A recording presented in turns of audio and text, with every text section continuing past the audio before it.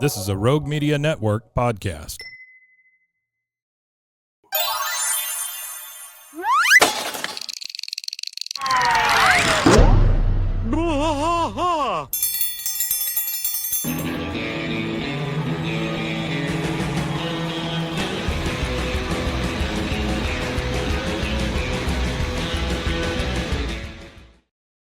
Hello, everybody. Welcome to King of the Hill podcast. I'm Mike. And I am Rusty. We took a week off because it is our God-given right to take off and hide eggs in any place we want to and shoot them with our guns. Oh, we don't usually take a week off, so we really don't. There was no way I was going to be available on Easter. And plus you got a bunch of kids, and so we decided to take a week off, and we certainly hope that you guys are still here, still involved, and thank you for being who you are. Blah blah blah, you are the first one here, you get that award. Thank you very much. As you guys know, we record these on a Sunday, and I'm going to give you a heads up. Next Sunday is my birthday, so I will not be here. Now, I will talk to Mason about you guys maybe doing a little short thing or something. Yeah, we could do fill something in. But we'll be back on that Friday. And then after that, we should get rolling again, just like normal. But anyway, that brings us to today, which is season 7, episode 17, or in the year of our Lord 7, ABE 13, The Good Book. The Good Book. Obviously, a play on words for the Bible, The Good Book. The Good Book, yeah. This is actually the 143rd episode of King of the Hill. All right. And it was written by Alex Gregory and Peter Hyuk and directed by Alan Jacobson. Alan Jacobson and Clay Hall. And you said Alex Gregory? Who'd you say were writers? Alex Gregory and Peter Hyuk. How do you spell Peter Hyuk? Hyuk would be Huyck. I feel like he's done one before, right? Yeah, they have. Yeah. I think they're a writing duo. Okay. I think most of the episodes that they write, they've written together. This was originally aired. It was March 30th, 2003. Artie, how are you? Hello. Good morning. Peace be with you.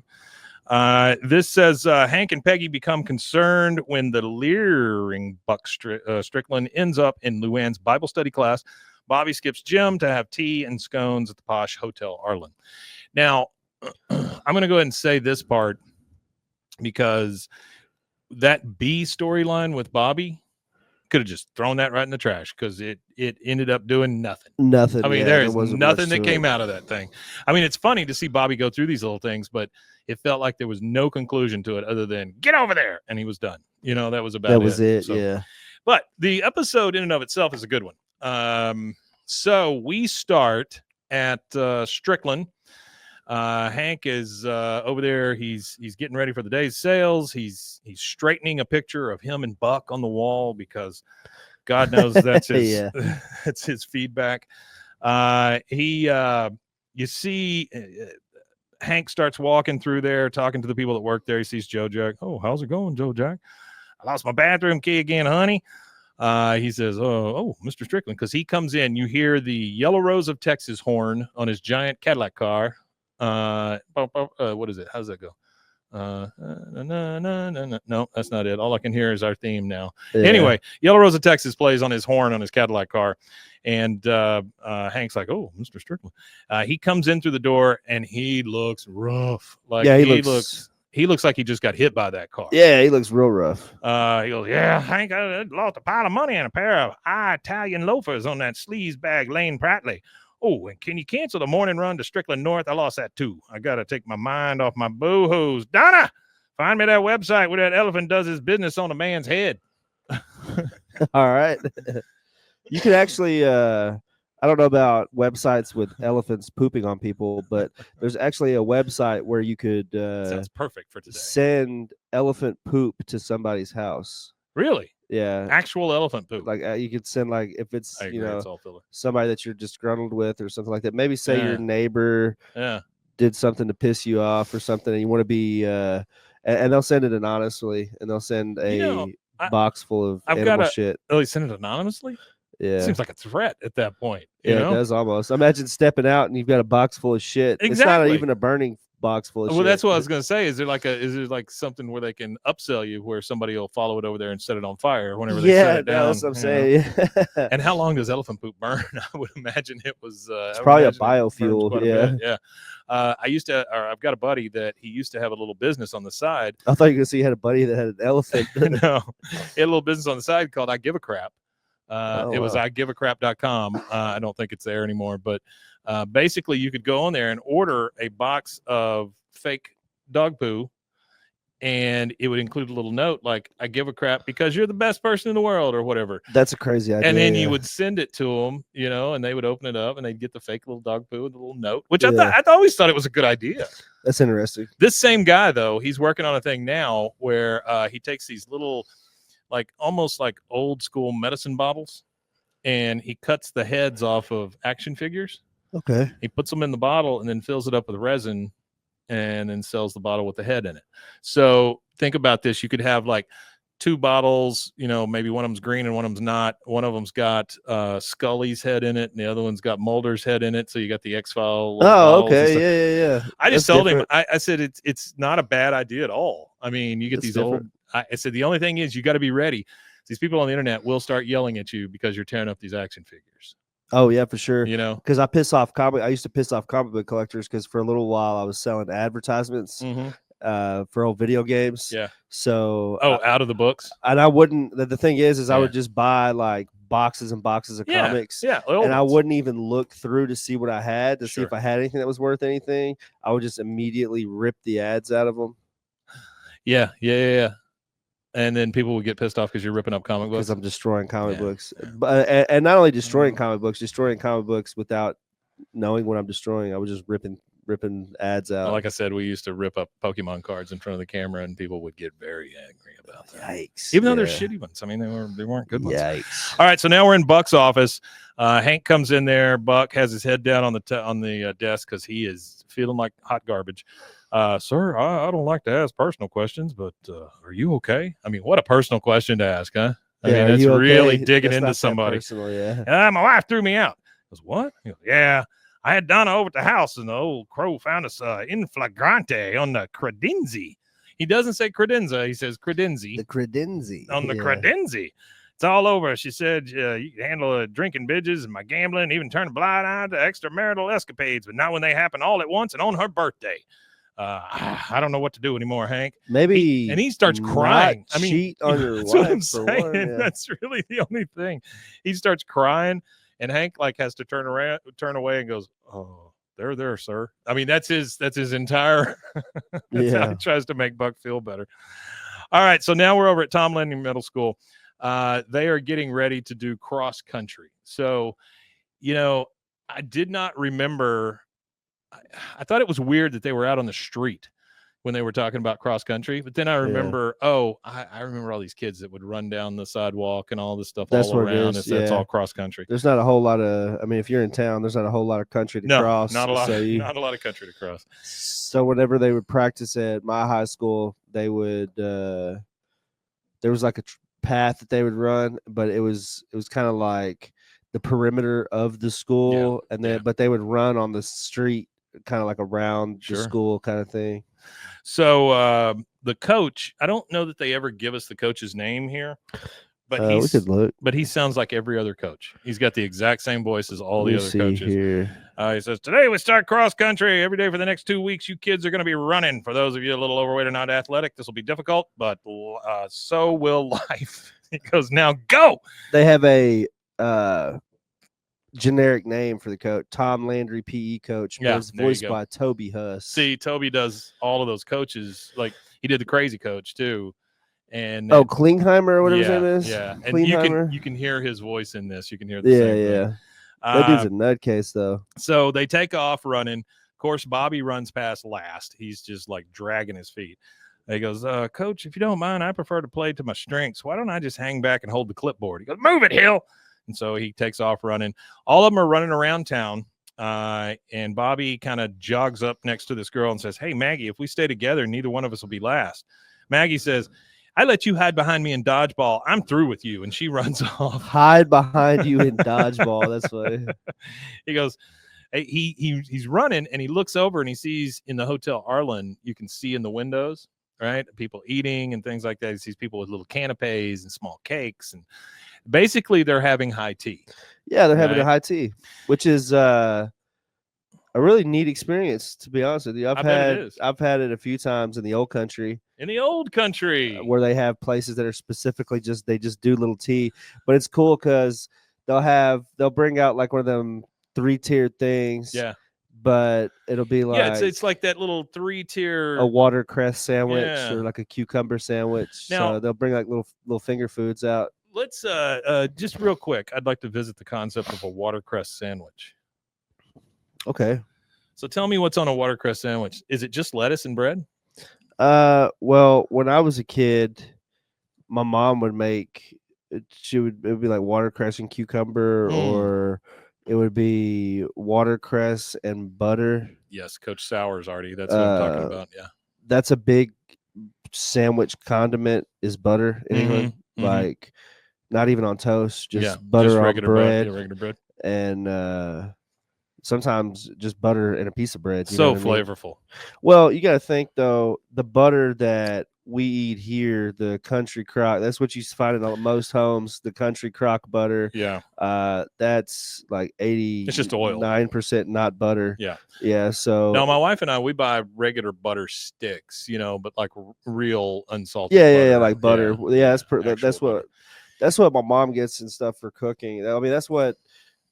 When we were growing up, that was like a cooking butter, but like if you wanted to butter your bread, it was like country crock. I was watching Landman, that one with Billy Bob Thornton. Amazing show. It's a pretty good show, with the exception of the wife and the daughter. They're a little annoying. I don't like that.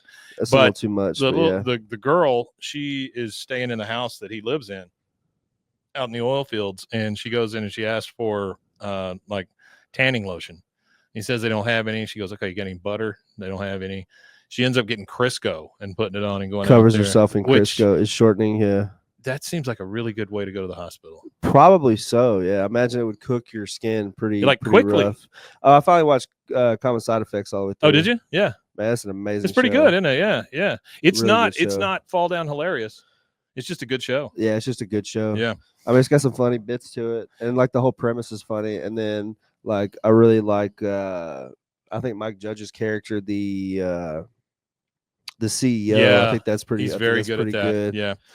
Did you see the ad? This has nothing to do with King of the Hill, but it does have to do with reboots. Did you see the ad for the last Cheech and Chong movie? I've seen a couple of. Yeah, they are doing a last movie. So the commercial that I saw premieres at 4:20 p.m. on 4/20. So.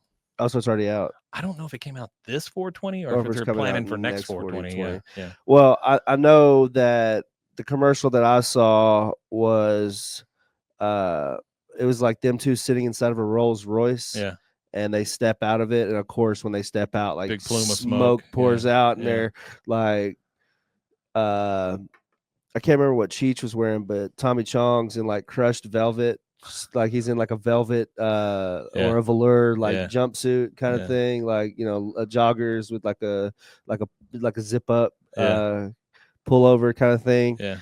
And then it just said the last movie, which it's kind of like they're like I kind of compare them to like Willie Nelson, not even in the smoking thing, but in the fact of their longevity and their careers and relevancy. They could have been doing something together all along. Yeah. I mean, I don't think anybody would have given up. Well, you got to think there's a lot of people that were around when they were starting out in comedy and stuff like that. There's quite a few people that are, I mean, not a whole lot, but there's a few people that are still alive that aren't household names from that era. So the fact that they've been able to stay relevant this whole time is crazy. One of the ones that I always appreciated Cheech and Chong for was Paul Rubens.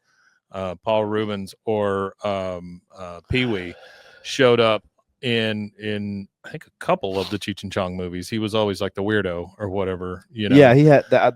They had him in some of their movies because he was in, I don't know which one they were in, Groundlings or whatever, but he was running in that same community, comedy Canadian, community at that time. No, I think so. Oh. But there is. I was a big fan of his, and I understand what happened today. It would be zero scandal, but he filmed a documentary about his life before he died, and it's about to premiere on HBO. Which Paul Rubin I am did? very excited about that. Yeah, well, I thought that's the guy was they super say funny. he came out as gay posthumously, so that might be a part of. I'm sure it's part of it. Part of he goes in the preview of it. He goes, "Oh, and I'm going to leave out the part where we did huge amounts of drugs." He goes, "Oh, wait, I guess I just included that." So, well, I imagine he's a funny guy. They grew up in an era where you could do drugs and not die. Absolutely. So it was him, or it was Cheech and Chong and Letterman, I think, were the two influences that really had him rise to fame. Paul Rubin. Yeah. Well, Letterman was that guy. Letterman for a long loved time. him. He loved him. I just remember the first time I saw Paul Rubens on Letterman. I'm gonna break dance, and he goes, "Okay, go ahead." He starts throwing stuff on the ground and breaking it as he's dancing. Yeah. I like that. Really stupid. I like that. Like him and Andy Kaufman, Kaufman. Well, they got a new guy that kind of does that same vein of comedy that a lot of people shit on. He's part of the Kill Tony atmosphere. What's his name? His name's Casey Rocket. Huh. And a lot of people shit on him because was he on I thought he was on something I watched. I'm not sure if he's been on anything big, but I know he's a part of the Kill Tony atmosphere, and he does that kind of style of comedy where you're like, is this really funny? He has this deal where he'll do his whole set and he'll be like, the Dutchman's key, and then he's done his whole set with a key in his mouth. He'll pull a key out. There's a girl, Sarah something, on Saturday Night Live who is a weirdo and a half, and I think she would be hilarious kind of doing that alt comedy type stuff. She does somewhat of it on Saturday Night Live, but you can tell that they are making her kind of calm it down for the show, not be so weird. Well, that's what Casey Rocket's like, but with Kill Tony, like his whole thing is do your thing. So, but he's a part, not only is he part of the atmosphere of Kill Tony, he's up there. He's like one of the golden ticket he's a manager guys or whatever. Yeah. So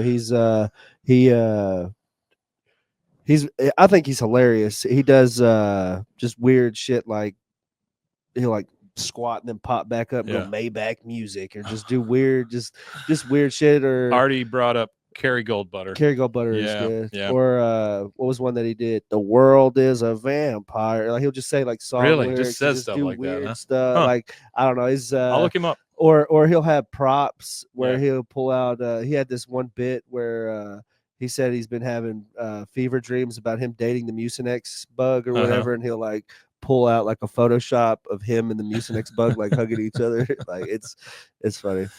All right, so now that Bobby has seen what the other side, or how the other side lives, he's looking in that window, he's seeing the high tea, and he goes, my running days are over. I'm home. Like this is where he wants to be, right? Yeah, high tea. So he heads inside. He goes up to the maitre d'. He's all sweaty in his gym clothes and stuff. And he goes, table for one near the air conditioner. And he goes, sorry, kid, this is high tea. We require a jacket and tie and long pants and no sneakers. He goes, doesn't passion count for anything? I mean, it's a great line from Bobby. That's actually the same hotel that the Hookers. Where when it was old Hotel Cotton, Arlen. Yeah, Cotton tried to. Yeah, it's always the one where they try to make it be fancy. I think it's where they do the Boggle tournament too. Hotel Arlen. Don't they do a Boggle tournament there? I think so. Hotel Arlen. So we're at the Hill House. We got Peggy and Luanne sitting in the chairs in the living room, those big high back chairs. And Luanne says, my Bible study teacher is going on vacation. He won't let me be substitute teacher while he's gone. I think he's just jealous of my close relationship with Jesus. She goes, oh, Luanne, give him more credit. Maybe he genuinely thinks you won't be good at it. Nice, Peggy. Good job. There you go. Hashtag shitty Peggy already. Luanne says, nobody has any faith in me. I'm telling Jesus that you weren't any help. And she storms off. I mean, that is the most empty threat I've ever heard in my life. I'm telling Jesus. I'm telling Jesus. Hank comes into the room. Peggy's still sitting down. He goes, you are not going to believe what's happened at work. Buck gambled away Strickland North. It's gone. She goes, and you're surprised by this behavior? Hank, the man is lying, cheating, drunken, gambling, philandering adulterer. He goes, I have to give that's a good word for Peggy. Philandering adulterer? Well, philandering adulterer. Yeah. well, anyway, make a good shirt. Hank says, I know he has his demons, but he's also the guy who took me under his wing and brought me into the world of propane and propane accessories. And then we get a flashback. Here goes our Scooby-Doo moment, right? Yeah, which is one of those cool things where we get to see like some more insight into Hank Hill's past. I would be very okay with a young Hank Hill which series. There's a content creator that just commented on one of our videos. Yeah. He goes by Squirrel Tactics on YouTube. Haven't we had him on before? No, he's got like 32K ish subscribers or something. But he does all King of the Hill content. On one of the ones that he does, he's the one that does the squirrel head. Yeah.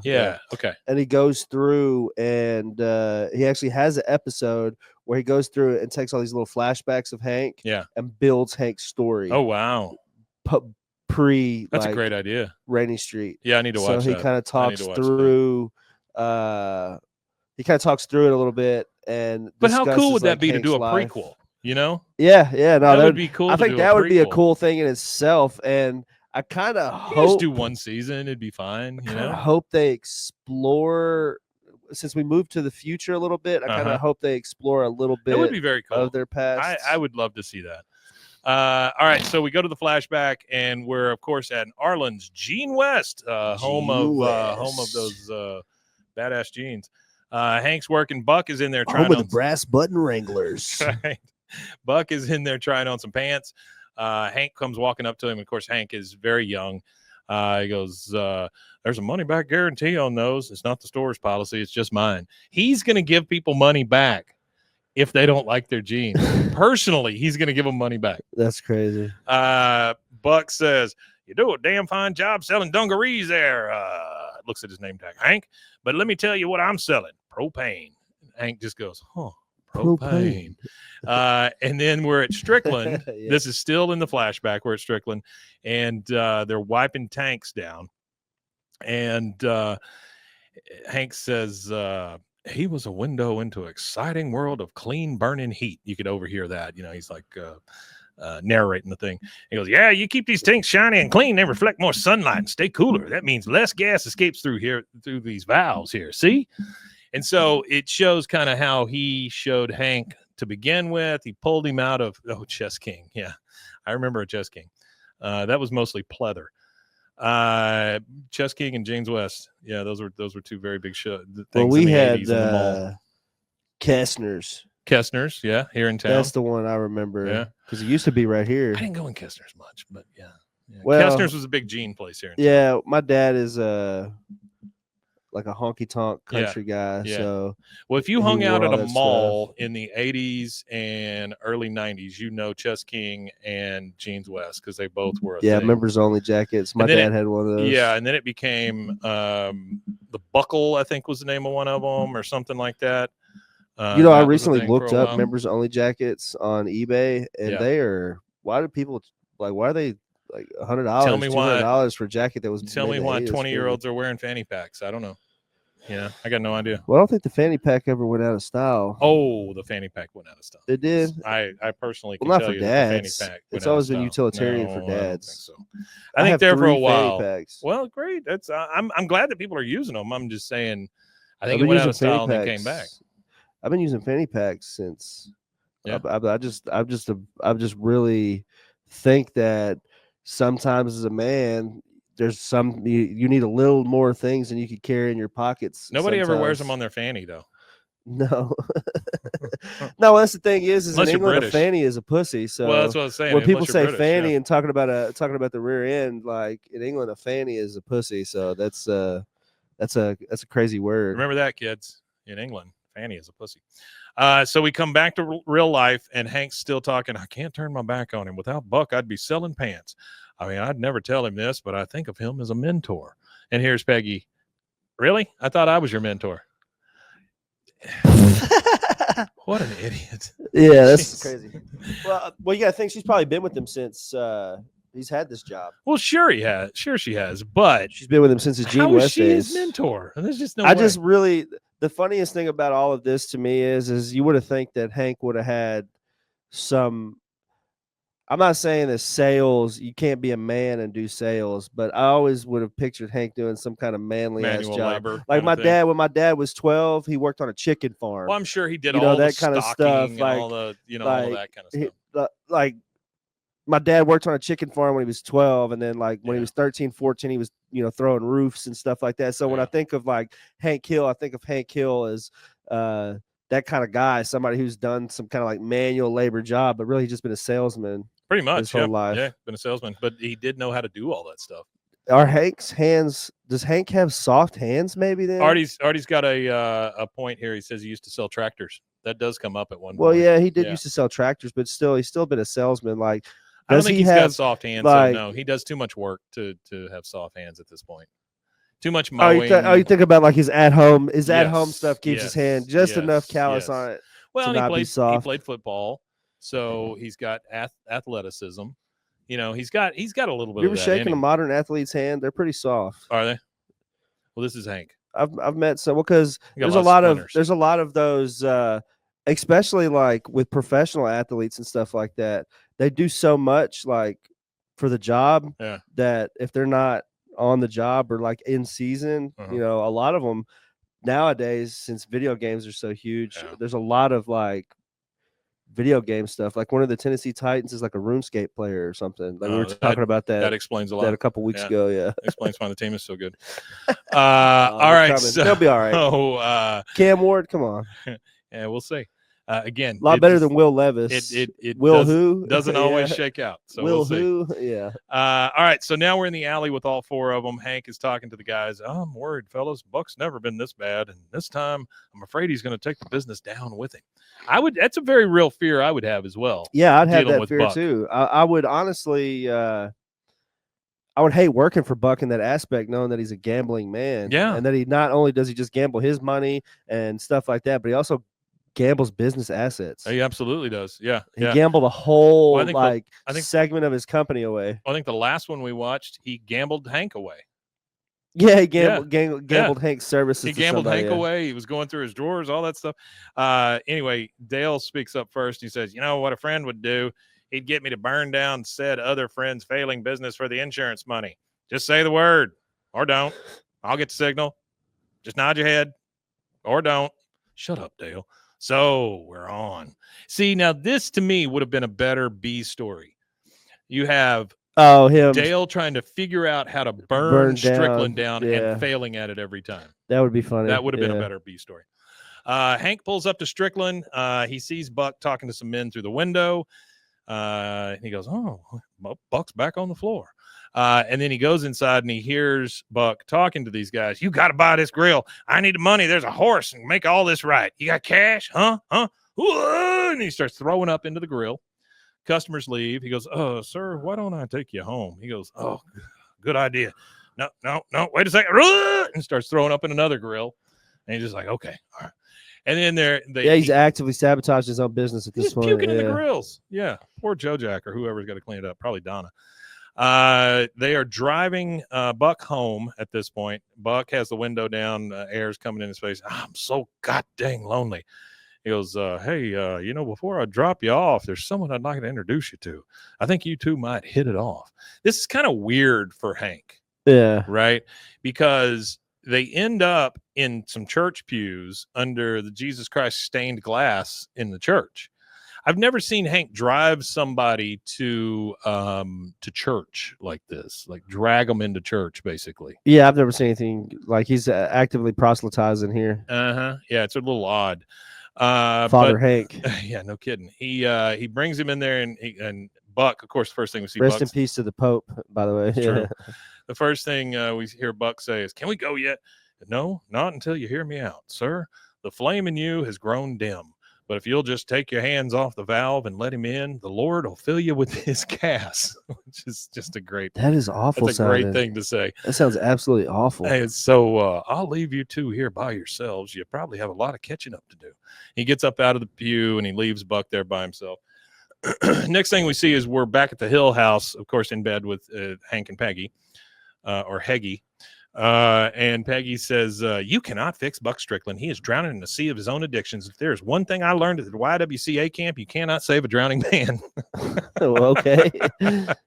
She's not saving anybody. So they watch somebody drown? Can you imagine if David says, imagine if you buy some guy's grill after Hank leaves and gets home and open it up and it's just full of puke. Yeah, that would be a lot. I would probably return it, call the Better Business Bureau, maybe the FDA, no kidding, right? somebody. Can you call the FDA, the ATF, somebody? The ATF, alcohol, tobacco, and blah. So she says you can't save a drowning man. Anyway, they go back in there. Now we're back at Strickland. We hear the Yellow Rose horn again outside. And Joe Jack looks at Hank and goes, I used to like that song. Now it scares me. Like, I don't really blame him. I mean, every time he comes through the door, he comes in, Buck comes in looking better. Greetings, fellow Christians. There's the shepherd that brought the lost sheep back into the fold. Talking to Hank, and Hank says, I did? Oh, so it worked. Bless you, Hank. Well, in fairness, I really didn't do anything. I just alley-ooped you to the Lord. Alley-ooped you to the Lord. He goes, well, you brought me to church where I met an angel who showed me the light. The woman is going to keep me on the straight and narrow path to the promised land. Praise be. It's always a woman with him. Praise be. And Hank goes, nothing but net, Lord. Nothing but net, Lord. Nothing but net, Lord. That is so good. All right. Oh, Hank. Next thing we see is Peggy and Hank. They're walking Lady Bird down the street, which you never really see them walking her. Peggy says, I understand why God loves Buck. He has to. But what kind of pathetic doormat of a woman would fall for him? Hank says, oh, come on, Peggy. I bet she's just some nice old lady. He used to be a nurse or something. You know how those churchy types are. They like a fixer-upper. He says you know how those churchy types are, but he's the one that took him to church. He's the one that dropped him off at church. Yeah. All right. So they see, as they're walking down the street, they see Buck and Luanne with a Bible sitting on her diving board. Luanne sees them, goes, hey, Uncle Hank and Aunt Peggy, look who I saved. Buck's like, hallelujah. And then Peggy just says, good Lord. Good Lord. You know. Yeah. All right. And that is our first commercial break. We're going to take that and we will be right back. There it is.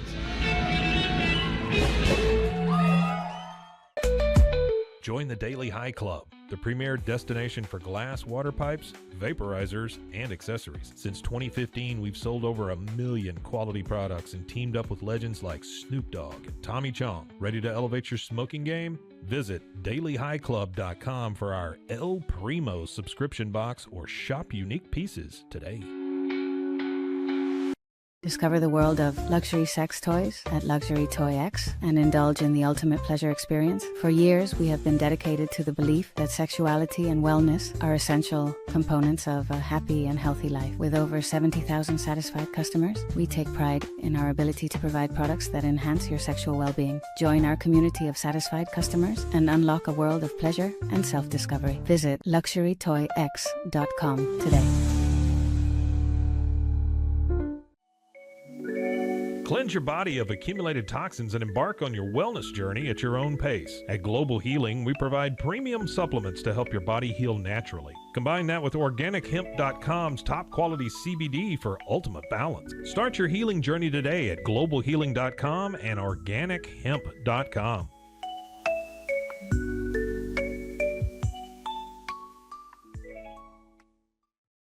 I'm Hunter, the founder of Hello Cake, and today we're digging into ED meds.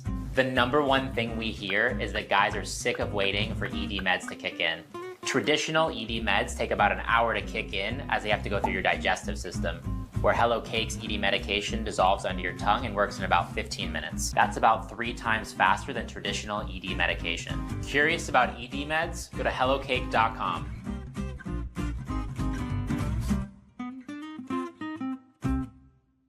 Relax with Hemp Delicious. Organically grown hemp, massively blended with delicious organic herbs, responsibly sourced for their holistic benefits. Each sip offers calming, antioxidant-rich wellness. Brewed just for you. Sip the calm with Hemp Delicious. Find your blend at hempdelicious.com.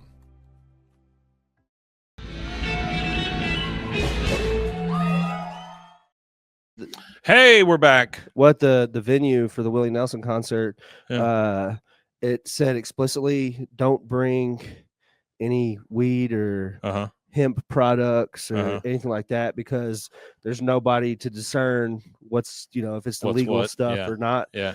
But they sold a bunch of the THCA joints. Willie's Reserve is what it's called. Really?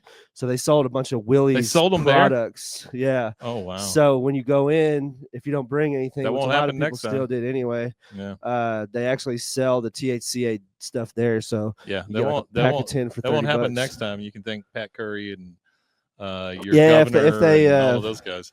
If they pass it, it's not passed yet. Hopefully. So I've been doing a live show every day of the week for a while now. Yeah. I walked away from it the other day. Hired a guy to do it every morning. Oh, so I got somebody knocking it down 10. Now. Yeah, that's good. He has to be there early, so he gets there about 7:30. He gets there at 7. Zach gets there about 7:30, and then they do the show from 8 to 10, and then he has to pack up and all that stuff. But once a week, we get a call from Pat Curry, who does like the McLennan County Minute or whatever. That's the county we're in. Yeah. And one of the things he has mentioned multiple times is we got to get that THC outlawed. That's what he says. The other thing is, you're talking about, I think in the state of Texas alone, there's over 8,000 mom and pop shops around that you would basically put out of business immediately. It would ruin a lot of industry. And not only that, there's a lot of places here in town that have built their business around legal hemp. Yeah. And, Trump legalized it. It was the farm bill under Trump. The problem is lawmakers are not scientists. They don't understand the science behind it, and they didn't understand the science behind it. And that is the reason why there is this gray area legal loophole allowing people to buy THCA. But THCA, when you light it on fire, becomes the active cannabinoid changes to the shit that's in all the other. I want to offer a different theory. My different theory is that the liquor industry has people whispering in their ears, and they don't want anything to compete against their thing. So it's a combination of them and the cigarette companies. Well, it's them, cigarette companies, and anything with vices, pills. Any of the pharma companies, pharmaceutical companies. I think that's what it is it's the pharma companies, it's the alcohol companies, and I think it's because they can't get their piece of the pie. Because in the same breath, they'll say, we got to get this THC outlawed, but yes, it is big beer, Artie. But hey, I think we're going to pass a thing where it's okay to sell liquor on Sundays. I think we're going to pass a thing where it's okay to put actual alcohol in grocery stores now, just like in other states. Oh, and by the way, I think we're going to go ahead and legalize vodka-based cocktails in cans to be sold anywhere. Yeah. So you tell me who they're looking out for. Well, not only that, they say that legalizing weed will eat into alcohol's sales. Alcohol sales right now are they always go up every year, and weed is legal in 32 states. But cigarette, they're taking their cue from the tobacco industry, because look at what happened to tobacco. Tobacco got severely pummeled by. And well, you know what the tobacco did? They got severely pummeled, and then they segued into food. Yeah.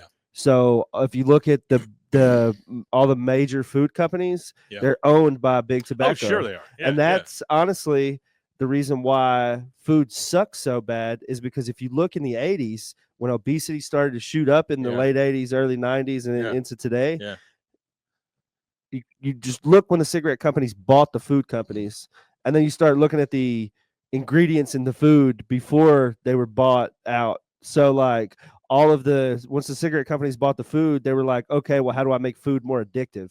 This is our welcome to our conspiracy theory podcast. I'd also like to say that all the aliens live in the ocean, not in the skies. So not in the skies, they're in the sea. Tobacco, says Artie. All right, so we come the tobacco tomato. Yeah, tobacco tomato. We come back, and they're both still on the diving board. That is Luanne and Buck. Peggy is outraged. What the hell is going on here? She goes, a private Bible study class. And Buck says, praise the Lord. She goes, Luanne, Platter family conference on the patio. Ahora. Now, I don't know what ahora means. Now. Does it mean now? Is that in Spanish? It's Spanish. Okay. It's ahora, but okay. She says ahora. So they walk over by the house. It means now. Let me look real quick. Yeah, it means now. Ahora. They walk over by the house and they're having like a little whisper session. She goes, is he hitting on you? Is he coming on to you? Has he put his hands on you? What has he done to you? I mean, didn't even give her a chance to. Yeah, it already says it means now. She goes, nothing, Aunt Peggy. I found him at the church and he was so sad and lost. I told him about the word of God and he volunteered me to be his private. He volunteered me to be his private Bible tutor. Me, a Bible tutor. She goes, Luanne, you're on the naive side, but even you cannot be buying this horse manure. She goes, Buck is my student. I am his teacher, and the Lord is our principal. And until he rings the bell, class will not be dismissed. I love that speech right there. I like that. Yeah. That is the best. I like that one. He's the principal. We go back over to Hank and Buck talking. He goes, are you trying to date my niece, sir? He goes, now, old top, I don't blame you for thinking the worst of me, but I'm a changed man. And then Luanne and them come back over. She goes, now, if you'll excuse us, we have to get back to class. They walk off. They leave Buck and Luanne alone. And Buck says, Luanne, it's awful hot out here. Maybe next week we could study in the pool. She goes, Bible study in the pool? Like a baptism. He goes, yeah, I'll bring my swimsuit. So he's got other plans. I mean, we knew he did. Obviously, he's got other plans. We go back over to Bobby. This is our B story. Bobby. I like this right here. Yeah, this is funny. H's fake running along with the cross-country kids. He stops in an alley. He unravels an entire suit from his fanny pack, puts it on. We got a comment from Rizzo Jax says, hello from Minnesota. I'm not quite caught up on your episodes yet, but I saw you were live and decided to say hi. Thank you very much. We love you too. Thanks for watching. We appreciate it.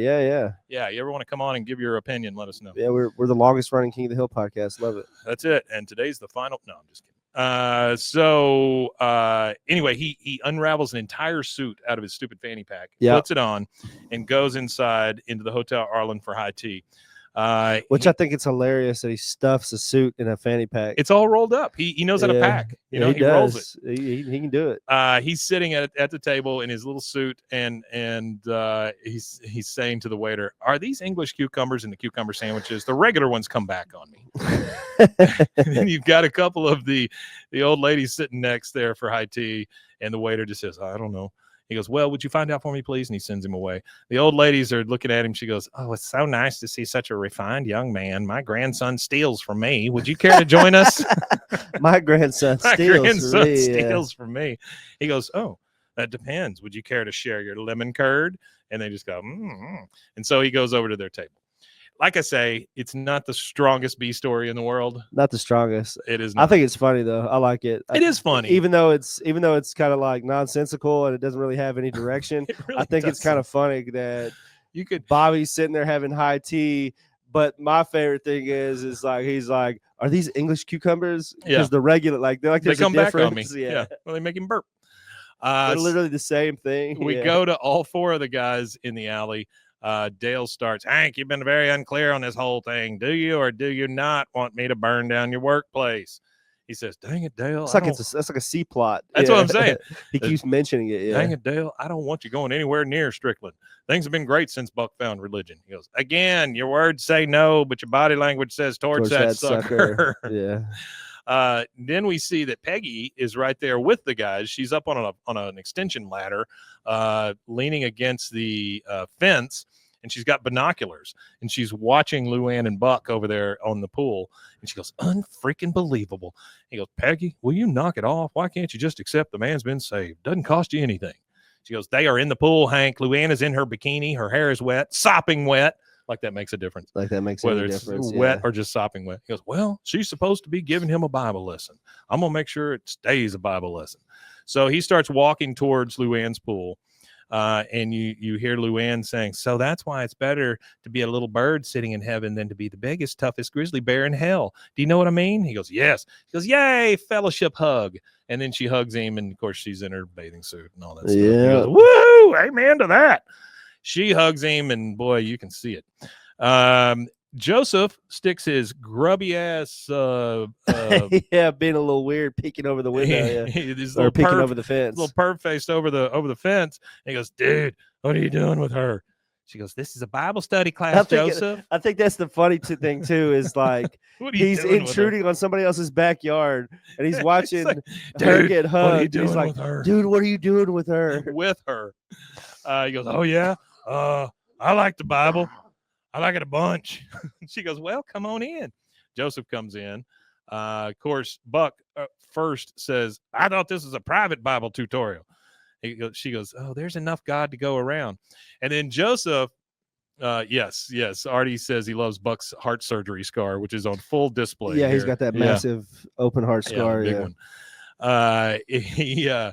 Joseph takes his shirt off. Of course, he's got the six-pack. He's very athletic. He's really built and stuff, and he dives into the pool. Buck kind of feels up his scar and feels bad about himself. He's got his pot belly and things. And then Hank comes around the corner. "Need another student?" She goes, "Oh, Uncle Hank, you're joining class?" He goes, "What are you doing here?" He's talking to Joseph. And he goes, "Bibling up, dude." Bibling up, yeah. to a grown man, he says, "Bibling up, dude." He said, "Joseph, go home." She says, "Nuh-uh, hold on. This is my Bible study class, and all of God's creatures are welcome, even Joseph. All of God's creatures are welcome, even Joseph." Joseph, go home. Artie says he's a member of the Zipper Club. The Zipper, which is that heart scar that Buck's got. Zipper Club member. All right, so we're back at high tea, and the old ladies are talking to Bobby still. "Oh, Bobby, you are a delight. Pearl, we should fix him up with your niece." She said. Bobby says, "How old is she?" She goes, 37. 37. Again, it means nothing. It means nothing. Yes, and Artie, you're right. Joseph looks exactly like John Redcorn. We're back at the Bible pool, and everybody has their Bibles, and they're all standing in the pool. And she says, "Okay, the thing about camels going through the eye of a needle, it's not good for the camels, so you can understand why it's not good to be rich." I think she may have missed the point of that story. I think she missed it. Yeah. It's bad for the camels. Joseph says, "Totally." Buck says, "I'm as good as broke. I'm losing everything in the divorce." So he thinks that that's a come on, I guess. I don't know. Principal Moss shows up. Which is creepy as shit, too. It is. This gets very creepy very quickly. Wouldn't that have been her principal? Yes. Principal Moss shows up and goes, "Hey, this is a Bible study in the pool class." Hank says, "Principal Moss." And then Lane Prattley comes in. These guys are all in their swimsuits. They all have their towels with them. They know exactly what they're doing. They're all grown men, and they want to look at Luanne in a pool. That's exactly all this is. That's literally all it is. Buck looks at him and goes, "Prattley, rooster poop." Rooster poop. Rooster poop. Luanne says, "Oh, you got my flyer." Prattley says, "We sure did, Teach, and that picture does not do you justice." And then Moss says, "Oh, dang, I forgot my Bible. I'll just kind of look off yours here, Miss Luanne." Gets real close to her and starts looking over her shoulder. I don't think he's looking at the Bible. Nah, they're being there might be two other reasons. Dirty old men. Luanne says, "Okay, but next time you better remember. Rememberness is close to holiness." You got to remember this is pre-Pornhub. Remembrousness is next to holiness. Buck says, Whoa, hold on here." Hank moves Carl Moss out of the way, and he says, "We don't want to distract the teacher, Principal Moss. You can look on with me." And then Prattley is swimming around Luanne. He kicks him kind of out of the way. He pulls him out.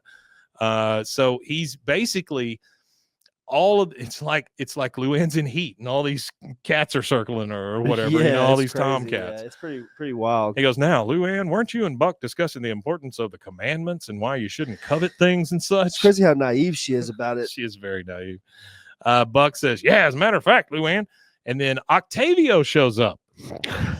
If Octavio showed up, everybody knows about this Bible pool thing. I mean, everybody has to. At this point, Octavio knows. He comes in, "Hey, can I get in on this?" And Buck says, "Well, who the hell are you?" He goes, "Octavio, dude." And he dives right in the pool. And Buck says, "We're trying to talk about the Bible here." He comes up out of the water. He goes, "Oh, sure, S.A., I'm way into it. Hey, look what I got, Jesus." And he points to this tattoo on his chest. It's Rob Zombie's face. Yeah. She goes, "Oh, that's beautiful." Joseph says, "Hey, that's Rob Zombie." "Shut up, kid. He got my Bible wet," because he splashes water on him. "He got my Bible wet." And then Luanne says, okay, Joseph, Octavio, no more fellowship hugs. Not until you show me you're here to learn the Bible. Do not get it wet. We're back at high tea. Bobby is talking to Pearl and her friend here, and he goes, Pearl, I talked to my doctor about you yesterday, and he agrees with me. You've got to cut down on the salt. I mean, he's just part of this high tea now. Yeah, I like how involved he always gets with stuff. He sees the coach running around outside, and he goes, ooh, oops. He goes, he's coming in. And then he hides under the table, and he tells the ladies, just act natural and pass me the scones. The coach comes in. He sees him, and he goes, or he tells the maitre d', he goes, I thought I saw someone I know. Mind if I take a look around? The waiter says, sorry, sir, we have dress code. Ties for men, no two tops for the ladies. Coach goes, uh-huh. So we cut back. We're back at the pool. Bill's there now. So that fills out your roster. There you go. Yeah. If you were playing creepy old man bingo, you got it. You got it. Yeah. That is pretty much every creepy dude on the show is here. That's a diagonal bingo for you. Joseph says, so Paul named Saul until he saw Jesus on the road to Damascus and changed his ways. Yeah, Artie said it's the founding members of the Arlen Incel Club. That's exactly right. Yeah, that's exactly right. What it is. Which is kind of weird, though. Like, I can understand Joseph being that way, but like Lane Prattley, car dealer. Well, even Buck. Oh, decent amount of money. Buck's always hanging out with prostitutes and stuff. I mean, I guess because he's losing all his money. I want to know, but see, that's the thing. I don't think the show ever talks about. If it does, then I'm misspeaking here. But I don't think they ever really talk about Buck's past. Like, where did Buck grow up? How did Buck grow up? Did Buck like serve in World War II? Like, what about Buck's like background makes him be that way? You get a few drop-ins here and there, but you don't hear a lot about Buck's past. It's mostly about his ex-wives and stuff. Yeah, I kind of wonder, how old is Buck? Did he serve in World War II? Like Cotton, is he that old? Is he older than Cotton, younger than Cotton? That kind of thing. I think he's only a few years older than Hank, honestly. I mean, especially when you look back at Hank working at Jeans West and that, I mean, because Buck was pretty young there too. Yeah. So she hears Joseph say something about Saul and Paul, and she goes, "That's right, fellowship hug." And he goes, "Oh boy!" And so they have a fellowship hug, which just means a wet Luanne hugging you. And then you hear, so when the Bible says he without sin should cast the first stone, what it's saying is, and Buck says, it's saying, I mean, they're all trying to talk over each other at this point. They're all trying to get, he does have a son that he calls Ray Ray. That's right. I remember the son. Yeah. And so he says, it's saying, and Prattley says, what it's saying is we should look at our own sins, try to be better people. Buck says, yes. And then you hear Octavio, but if you're sure you can't be a better person, just acting all righteous and stuff. It says here in the book of Acts, and wait, the red letters are the Jesus words, right? And then Hank says, Luanne, if Buck could just, and then Buck stands up and he says, I've got a testimony. Now, you all may have read the story of the prodigal son, but fellow Christians, I have lived it. I have strayed far and long from the path of the righteous. I have sinned. I have lied. I have fornicated on stolen antique furniture. Very specific. He says, but I will tell you, the good Lord sets the most beautiful table for the son who's eaten from the most dumpsters. And then Peggy is back there with her binoculars, and you just hear her go, huh? Like that convinced her that Buck has changed his ways. Yeah, but not me. So we go now to the Hill house. They are both sitting in the chairs in the living room. And Peggy says to Hank, wow, I have to admit, Buck is a changed man. Luanne must be one heck of a Bible teacher. Hank, and she's so quick to be convinced about things. I mean, she's really so quick to be convinced. Hank says, yep, I guess she really got through to him. And all that time in the water's been good for his phlebitis. Now, I don't know what phlebitis is, but it's been good for it. I don't know what that is either. We hear the doorbell ring, and they both get up to go to the door, which is weird. There stands Buck, and he says, sorry to interrupt, but I had some very important to tell you two. I'm an old-fashioned man, and as Luanne's nearest unincarcerated kin, I wanted to be the first to know that I'm going to ask Luanne to marry me. And they're both very, very shocked. And while they're standing there shocked, we go to our second commercial announcement. And after that, we will be right back. There it is. OsleyMD.com. I've always had thin hair. my whole life. It breaks off at a certain length. In the last 6 months, I've noticed it just really bad. I mean, you could totally see it. I wear a hat a lot. I tried several different products. My experience with the Bosley MD hair regrowth kit was amazing. It was easy to use. It let me take off my hat. I could go in public and have my picture taken and feel normal again. BosleyMD.com. Farmhounds offers natural treats and chews made with quality products that support family farms, regenerative agriculture, and humane farming practices. Give your dog the best with wholesome, organic ingredients that promote health and happiness. Shop now at farmhounds.com. Introducing Muck-Off's classic pink bike cleaner, powered by revolutionary nanotechnology that breaks down dirt and grime on a microscopic level while protecting your bike's delicate finish. Developed by our mad developer Alex and tested by riders, our products are made by riders for riders. Discover more at us.muc-off.com, where we break the mold to bring you the best in bike care. Protect your online privacy with NordVPN. Browse securely, access content from anywhere, and keep your data safe with military-grade encryption. Whether at home or on the go, NordVPN ensures your digital freedom. Stay secure. Download NordVPN today at nordvpn.com. That's NORDVPN.com.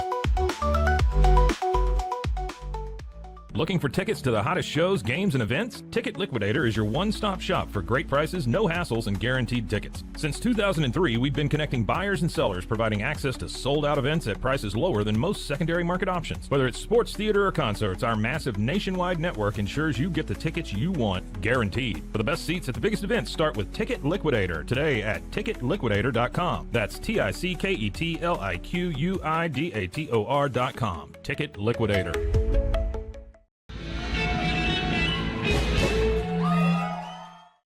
Doing the trailers. Hey, we're back. We're back. We were just talking about watching movies and stuff. I took a complete day off yesterday. I didn't do anything around the house. I just watched TV. And you just got super stoned to watch TV. I was very tired because we had a live show. Yeah, how did the live show go? It went real well. It was Bloody Happy Hour. Bloody Happy Hour, and Claire Saint Amand, who she is Saint Amand. She told me how to say her name. She does a show called Final Days on Earth / Justice Pending. So it's two different shows. One's weekly and one goes in seasons. But she used to be a producer on 48 Hours and 60 Minutes. She's just written the book. You can see it behind me. Is she from here, or she just moved here? She moved here. She's from Dallas. Okay. But she taught over at Baylor for a little bit. She was teaching some podcasting classes and stuff over there. I was able to go over and guest lecture and things. But she has just gotten a show greenlit on Discovery. Oh, wow. About serial killers and a Texas Ranger who hunts them down. And it's more of a biography, true crime kind of thing. Yeah. But she's also moving into scripted stuff, is what she was telling me, which I think is very cool. Oh, that's awesome. Yeah. Yeah. It's awesome to have somebody like that around. No kidding, man. Yeah. I don't know That's that helpful. I wouldn't have met her without this place. So, all right. So they closed the front door. We left them in complete shock at the front door with Buck saying he's going to marry Luanne. Which is crazy. It is. Yeah, that's crazy. insane. Super Why crazy. would you even say that? Well, it's not even been given any sort of idea that Luanne wants this either, you know? Not at all. So they close the door and Hank says, wow, Buck and Luanne. Oh, wow. Sorry. I didn't mean to interrupt you. I looked up phlebitis. Yeah. What's phlebitis? So phlebitis is trauma to a vein. So it's kind of like like thrombophlebitis. Yeah, it's like thrombosis. Thrombosis. Yeah, I get that. So it can occur with or without a blood clot. It can affect surface or deep veins, but it's like a vein trauma. So redness, warmth, and pain in the affected area. So I can see how a pool would help. Yeah, I can see. All right, so he says, "Just wow." There was. I got a quick story. Yeah. There was one time about phlebitis. No, I was working at M&M's. It was when I was younger. I was in my mid-20s at the time, and there was a woman in her mid-40s or late 40s at M&M's that would keep cutting eyes at me, And I guess eventually somebody had asked me, hey, whatever you enter. I was like, well, I don't even, so she came up and talked to me, like gave me her phone number and stuff like this. Well, we ended up having sex. And then I realized when I looked down and I saw her legs and she had varicose veins in her legs, I was like, damn, man, I'm really out here having sex with an old lady. Like, what am I doing? Thrombosis makes me think of like varicose veins and stuff like that. Well, that's a very encouraging story, I guess. Well, I mean, it was just. I get it, sure. Just probably the oldest lady that I'd ever had sex with at that point in my life. So Peggy responds to the wow factor that Hank is having, and she says, well, I guess it was inevitable. Women from broken homes always look for a father figure. I guess technically Buck is more of a grandfather figure, but I guess that might even be healthier. Well, there, I've made it palatable for myself. I mean, she talks herself into it, right? Hank says, and Luanne's been pretty good influence on Buck. Did you see him? He was clean cut, polite. He wasn't even sweating vodka. And when Buck's in good shape, so Strickland propane. He wasn't even sweating vodka. I, for one, can tell you how that feels.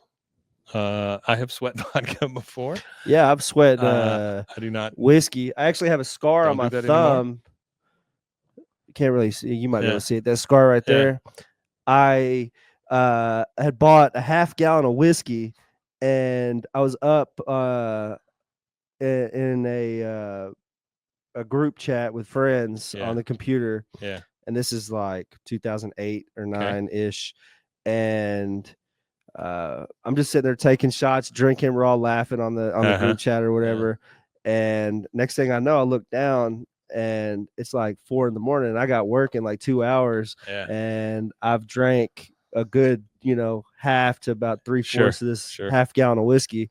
And, I still have to go to work. So I laid down for 2 hours. I was working with my dad at the time. So my dad came up and woke me up, and, I got in the car with him, and he was like, man, he's like, dude, you were pouring whiskey out of your pores. Yeah.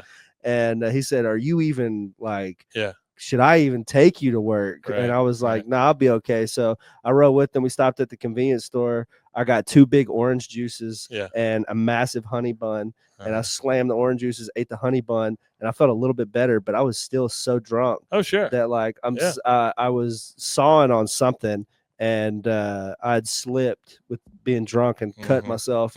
And my dad was like, are you sure? Are you sure you're good? And I was like, well, I gotta use the bathroom real quick. So I went in there and forced myself to puke so I would feel better. But I don't miss that very, very often. I don't miss that feeling. No, I don't miss that feeling either. If you look at my hand here, this finger, a little wonky. It does not rest in the right place. And it's because I punched a wall real hard one time, and the wall real good. Big. Well, that's the thing I found out about walls and trees and stuff like that. Yeah, they don't move. They don't move one bit. No. They are very stoic. No, I'll give you a hint here, guys. Punch a person, not a wall. Punch a person. Yeah, they'll move. Yeah. So he says, Buck's in good shape, and so is but only in video games. That's true. Yeah. He says so is Strickland propane. Peggy says, Hank, do you realize if they marry, Buck will be our nephew? What a weird world that'd be. Yeah. Hank says, I was gonna say Uncle Buck. That's a good movie. True. Yeah. But he'd be the nephew Buck. He says, Buck will probably lose his house in divorce and move in with Luanne. He and I could drive to work every day. I mean, they're really starting to talk themselves into where this is a good world, with him being their nephew. A 60-plus-year-old man with a 20-year-old girl. Nope. Yeah, with heart problems, several divorces, no money. Iffy. Okay, so now we go over to Luanne's kitchen where Buck is about to try to propose to her. He says, Luanne, you've changed this ornery old jackass into a noble pack mule, but this mule doesn't want to walk life's treacherous mountain path alone. Luanne Platter, will you have me as your husband? Luanne goes, oh my God, of course not. I mean, you could not respond worse to an old man. Oh my God, no, of course not. What do you of course mean? not. He goes, gibbet. I mean, I've never heard him say that, but he said gibbet. And she goes, Mr. Strickland, that is so crazy. You're very nice, but you're totally old. I like young guys who love Jesus, but have fitness and hair. That's a rough thing.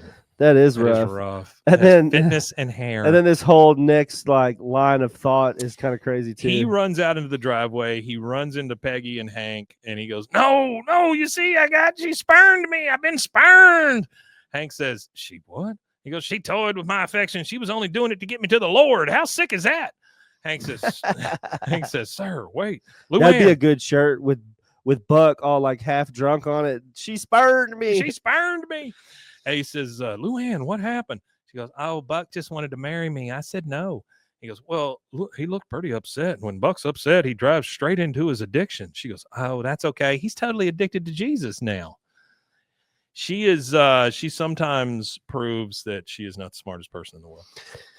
She's definitely not. I don't think she's too bright for sure. So we're back at high tea with Bobby and his old ladies. Artie wants to know, she spurned me. And so we're doing a blindfold tea test now with Bobby. He's got a blindfold on and they're trying different teas out on him. He goes, Earl Grey. Come on, give me a tough one. And then you see the coach walk in. The coach has a jacket and a tie just like draped over him just so he can fit the thing. Yeah, so he can get in the door. Yeah. I was going to say Earl Grey is actually my favorite tea. I know that from your from my email. Yeah. So as a young child, when I'd go to my grandma's house, she would me and my sister were kind of conniving and we were liars. And my sister, when she was young, she had a weight problem. Yeah. And what we would do is my mom would feed us a full breakfast. My mom did not feed us.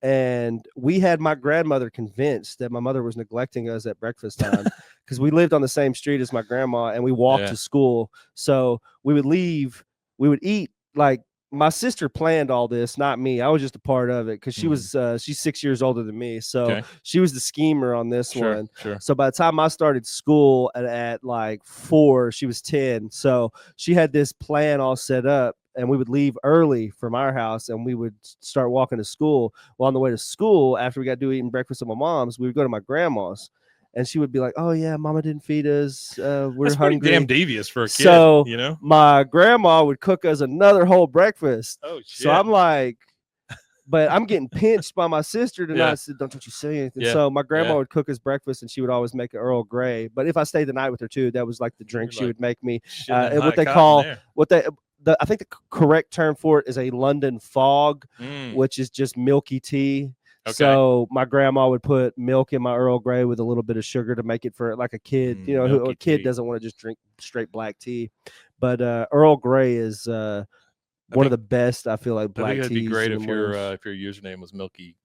What would you say? Milky tea. You said Milky that's tea. Actually a really good. Not a bad that's not a bad one. That's a pretty good username. So the coach comes running in. He's got his clothes on just enough to get through the door, and he goes, "Bobby Hill, you just ate your last thingy, muffin, pastry, whatever. Move it." And that is the end of storyline B. That is how it ends. And I liked it though. It is so unfulfilling though. It is. I wish there was more to it. I wish there was more like, I don't know, more to the plot of that. But I still think it's, I think they could do a whole episode of Bobby at a tea house. Well, and this may be one of those things where we take the B storylines and just put all those together and make a thing out of them. To follow all the B plots and see cool. see what kind of happens with that. Yeah, so the old ladies are super shocked, but he drags him out of there. We're back over at Strickland now. Hank is dealing with a customer, and he goes, "Congratulations, Mr. Feibel. I'll be out there tomorrow to personally hook up your new tanks." And he hangs up the phone. You hear the yellow rose horn again. Then you hear a crash. You see a very drunk and disheveled Buck come in through the door, and he said, "Yeah, well, what are you all looking at, you heathens?"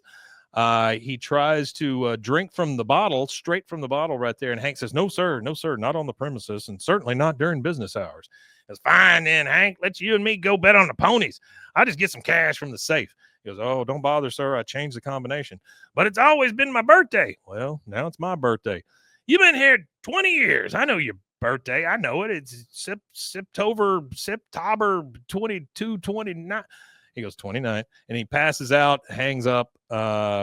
Hank balls up his jacket, puts it under his head for a pillow, and he's out, right? He is out to the world. Later, Buck starts to wake up. He sees Hank, And Hank is over there wiping tanks. And he goes, Hank, I'm sorry. He goes, yeah, I know. He goes, don't we have a boy who comes in and does this? He goes, yeah, but the better these tanks are polished, the more sunlight they reflect, the cooler they stay, and the less propane escapes through that valve. That's exactly what he had told him in the flashback. Yeah, in the flashback. The first time he was exposed to it. He goes, yeah, that valve. Yeah, I taught you that. He goes, Buck, maybe Luanne and her Bible class in the pool was his way of getting your attention so you could see what's really important. He goes, yeah, propane's been good to me. Artie says September. And he goes, well, Lady Propane's been good to all of us, sir. He goes, oh, Lady Propane. He sits down and he starts wiping a tank with Hank. And Hank says, that's a perfect swirl, sir. He goes, maybe I could get rid of all my old addictions, get myself hooked up solely on propane. And maybe, I don't know, just one other thing, keep things spicy. Yeah. He says, boy, these 5,000-gallon heifers look pretty at sunset, don't they? He goes, oh, they sure do. And those are 1,000-gallon and it's sunrise. And that's it. We can see credits roll. Those are 1,000 gallons. Those are 1,000 gallons and it's sunrise. Yeah. Couldn't be different.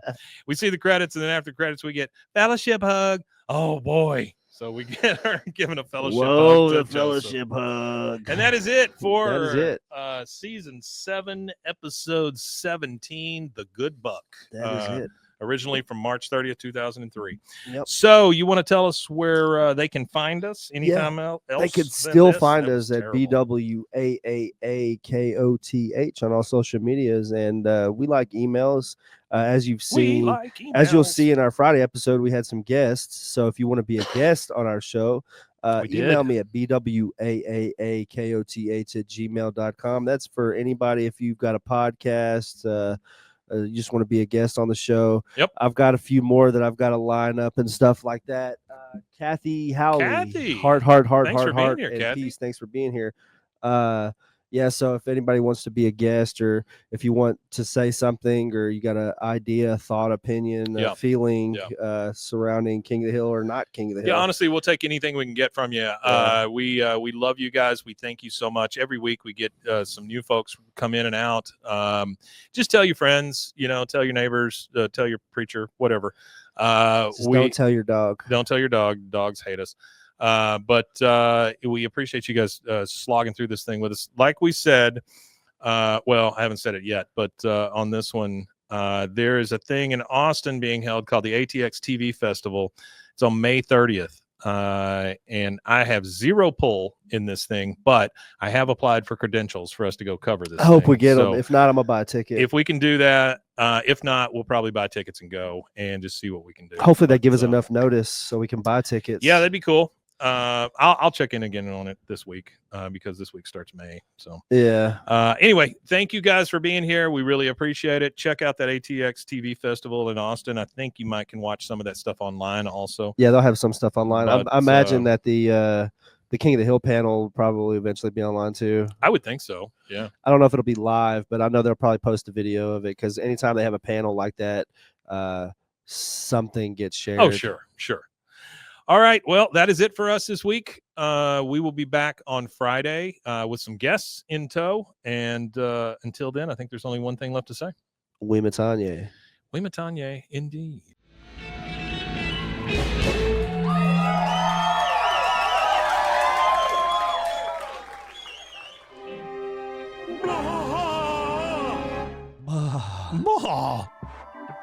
This has been a Rogue Media Network production.